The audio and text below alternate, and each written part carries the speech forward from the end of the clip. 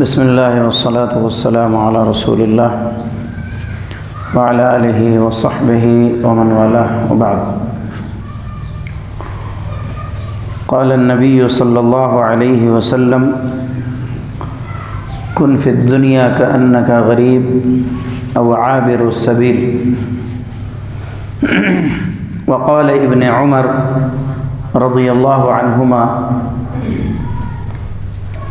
اذا اصبحت فلا تنتظر المساء واذا امسيت فلا تنتظر الصباح وخذ من صحتك لمرضك ومن حياتك لموتك. رواه البخاری. حاضرین، میں نے جو حدیث آپ کے سامنے پڑھی ہے یہ رسول اللہ صلی اللہ علیہ وسلم کی بہت اہم نصیحت ہے.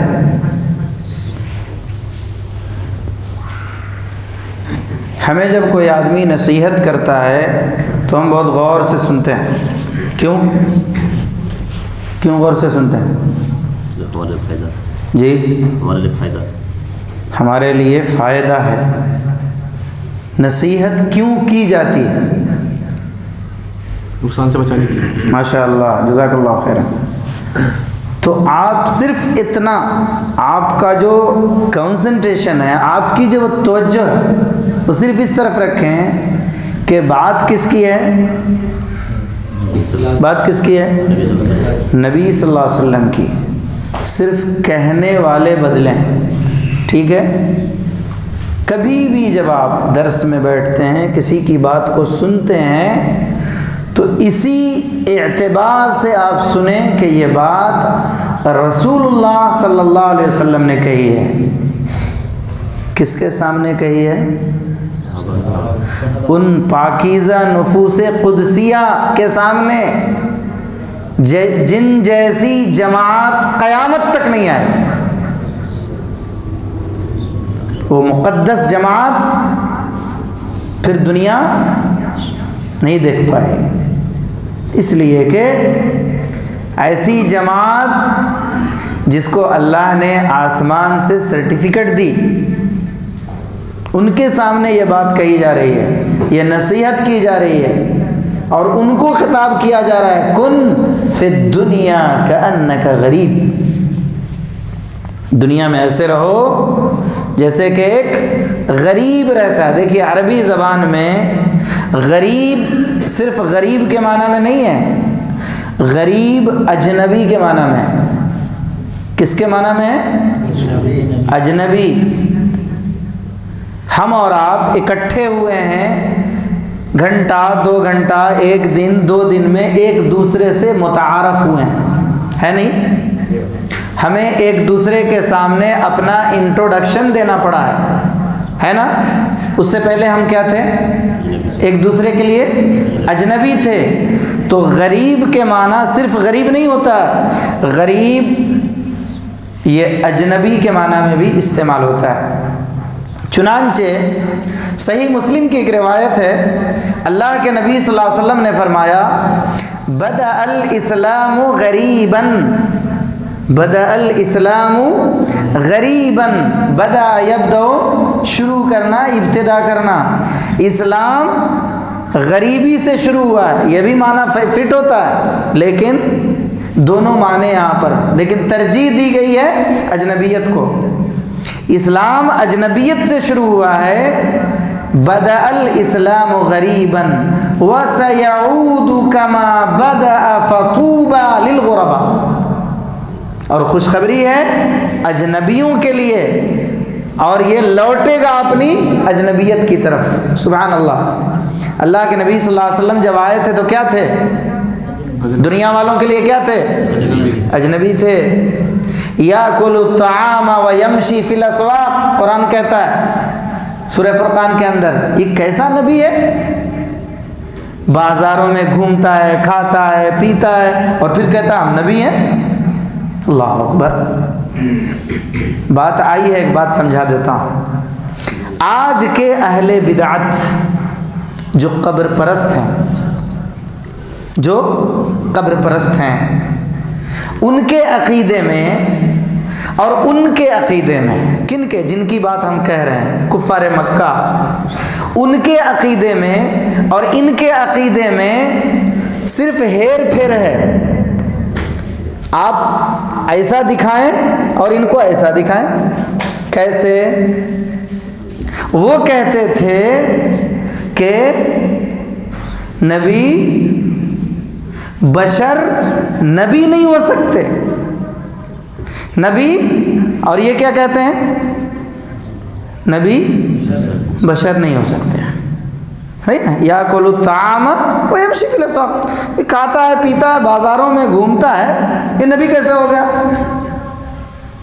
اور یہ کیا کہتے ہیں ہمارے جو بھائی ہیں اہل بدعت، وہ کیا کہتے ہیں؟ نبی نور ہے. نعوذ باللہ، عیسائیوں سے بھی خراب عقیدہ ان کے اندر ہے، نور من نور اللہ.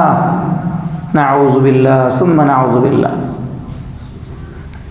یہ اللہ کا نور یعنی ایک حصہ کٹ کر کے، یہ یعنی اللہ کو انہوں نے ثابت نہیں، سالم نہیں مانا.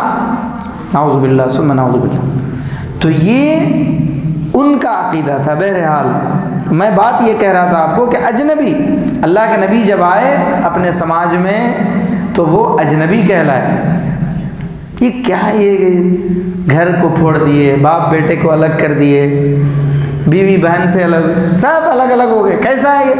تو وہ اجنبی. اللہ کے نبی صلی اللہ علیہ وسلم نے فرمایا اس دور میں جو میں آیا، اپنا پیغام اللہ کا پیغام اللہ کے بندوں تک پہنچایا، اسلام پھر اسی کی طرف لوٹے گا. وَسَيَعُودُ، اور یہ لوٹ کر آئے گا، كَمَا بَدَأَ، جیسا کہ یہ شروع ہوا تھا. فَطُوبَى لِلْغُرَبَى، خوشخبری ہے ان اجنبیوں کے لیے. اللہ کے نبی صلی اللہ علیہ وسلم نے اس حدیث کے اندر فرمایا کن فی الدنیا کأنک غریب، دنیا میں ایسے رہو جیسے کہ ایک اجنبی رہتا ہے، ایک مسافر جیتا ہے. ہم یہاں آئے ہیں، کتنا سامان لے کر کے آئے ہیں؟ بھئی اس مسجد میں ہم قیام کیے ہیں، کتنا سامان ہے ہمارے پاس؟ جی رہے ہیں، چل رہے ہیں، سانس لے پا رہے ہیں، الحمدللہ. تو مختصر زندگی. اللہ کے نبی صلی اللہ علیہ وسلم نے ایک مومن کو کہا کہ تم ایسے ہی زندگی میں رہو.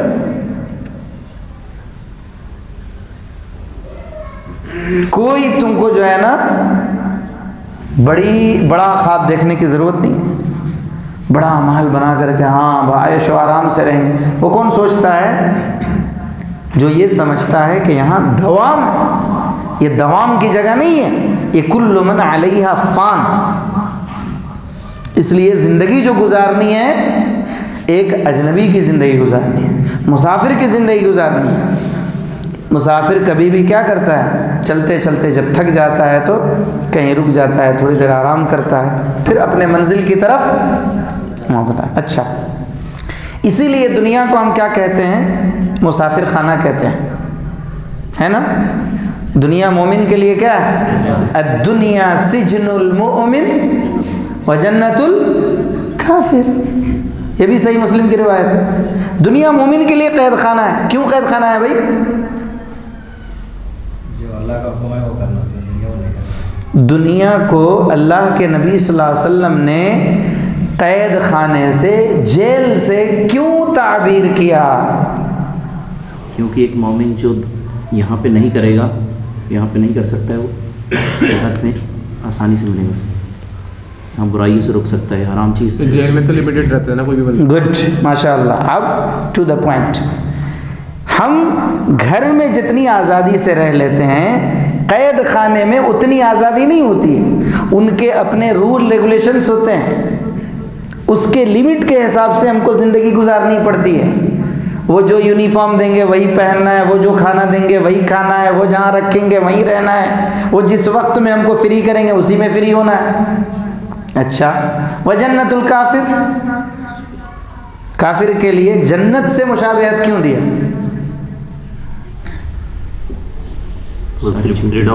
اپوزٹ ہے بھائی. وَلَكُمْ فِيهَا مَا تَشْتَهِي أَنفُسُكُمْ. جنت کے بارے میں قرآن کیا کہہ رہا ہے؟ جو چاہو جیسے چاہو جہاں چاہو سب ملے گی. سبحان اللہ. تو دنیا میں اللہ کے نبی صلی اللہ علیہ وسلم نے فرمایا دنیا میں ایسے رہو جیسے کہ ایک مسافر رہتا ہے, ایک اجنبی رہتا ہے. کن فی الدنیا کأنک غریب او عابر سبیل, یا تو ایک مسافر کی طرح سے زندگی گزار. یہ جملے کے بعد ابن عمر, کون ہے ابن عمر؟ عمر رضی اللہ تعالی عنہ کے بیٹے عبداللہ, عمر رضی اللہ تعالیٰ عنہ کے بیٹے عبداللہ, ٹھیک ہے.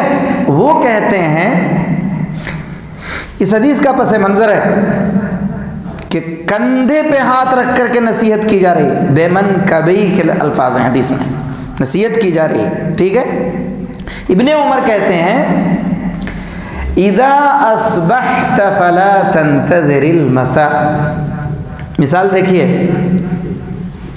جب صبح کرو تو شام کا انتظار کیوں؟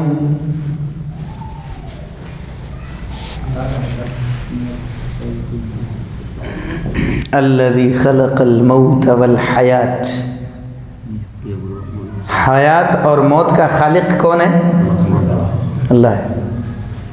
نہ ہمیں حیات کا علم ہے نہ ہمیں موت کا علم ہے, ٹھیک ہے. اسی لیے جب ہم صبح کریں تو شام ہوگی, پھر ہم کھائیں گے نہیں, پھر ہم وہ اطمینان سے عبادت کریں گے, اطمینان سے کام کریں گے.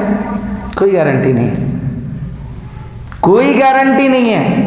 اذا اصبحت فلا تنتظر المساء.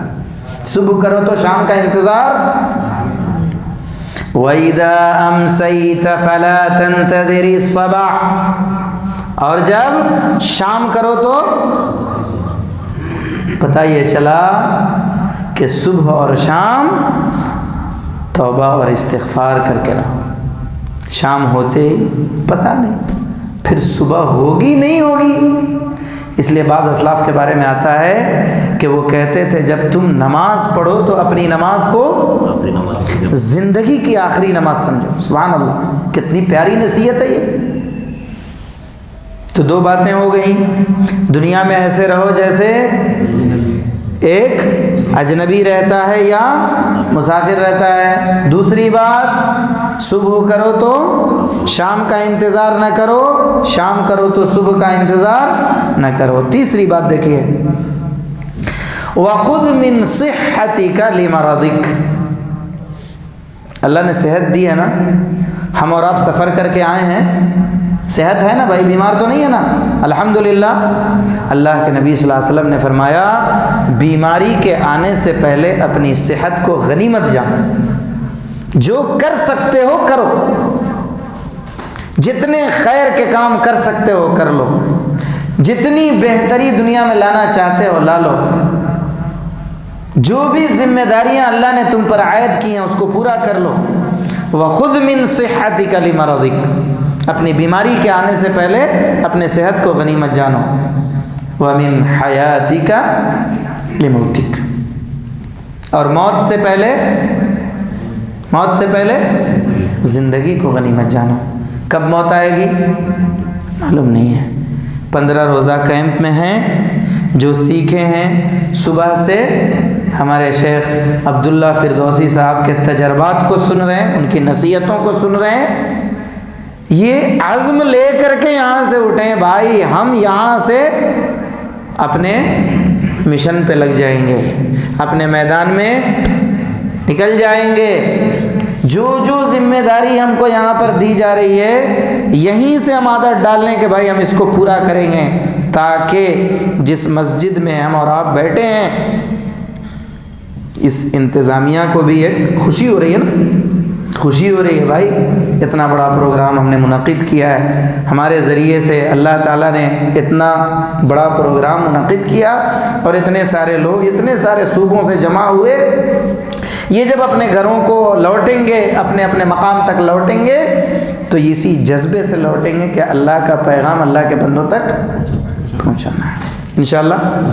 انشاءاللہ اللہ تعالیٰ سے دعا ہے اللہ رب العالمین ہمیں اس حدیث کو اپنے عملی زندگی میں ڈالنے کی توفیق عطا فرمائے اور اپنے قلب کے اندر ان باتوں کو رکھنے کی، پھر اس کو اپنے عمل میں لانے کی توفیق عطا فرمائے. آمین. اقول قولی هذا واستغفر الله لي ولكم ولسائر المسلمين فاستغفروا هو الغفور الرحيم. والسلام عليكم ورحمة الله وبركاته.